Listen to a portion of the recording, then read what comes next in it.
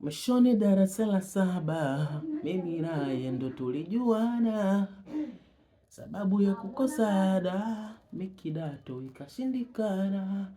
Ndoto za udakitari kuisha habari zikapeperuka.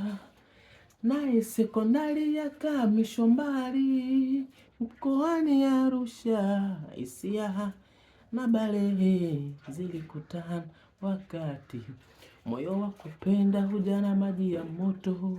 Moyo wangu tulia basi, nikaja kusikia yupo Gongo la Mboto, mara chuo Mtwara Masasi. Nyie wahenga waongo kwamba dunia ndogo, mbona sasa sijui yuko wapi. Namtafuta, bado namtafuta, mchumba wangu wa darasa la saba. Ajue sikuchezea fursa, ni wazazi walikosa ada.